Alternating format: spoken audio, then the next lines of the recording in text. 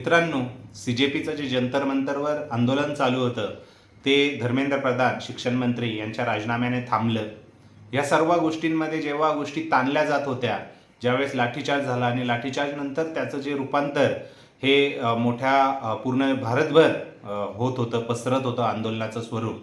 परंतु एका अशा गोष्टीमुळे नरेंद्र मोदी यांनाही ते सुचलं आणि जंतर मंतरवर जी काही गोष्ट घडली त्यानंतर आपण सगळे बघतोयच आहे. वांगचुक यांनी मागे घेतलं आंदोलन, म्हणजे त्यांचं उपोषण, आणि CJPने प्रोटेस्ट मागे घेतला. या सगळ्यांमध्ये एकच गोष्ट महत्त्वाची होती, तो म्हणजे संवाद. मित्रांनो, संवाद हा इतका म्हणजे आपल्याला वाटत असलं हा गोष्ट जरी कमी असली तरी एका संवादाने किती गोष्टी आपल्या क्लिअर होतात हे या गोष्टीवरनं कळतंय. पहिल्या महिन्याभरात संवाद न केल्यामुळे ज्या गोष्टी ताणल्या गेल्या त्या एका संवादानेच कुठेतरी सॉल्व्ह झाल्या.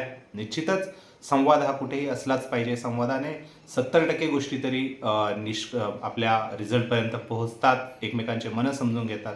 त्यामुळे संवाद हा कुठेही नात्यात असू द्या, राजकारणात असू द्या, कुठल्याही गोष्टींमध्ये संवाद हा महत्त्वाचा आहे आणि तोच आपल्याला बघायला मिळाला. काय वाटतंय तुम्हाला?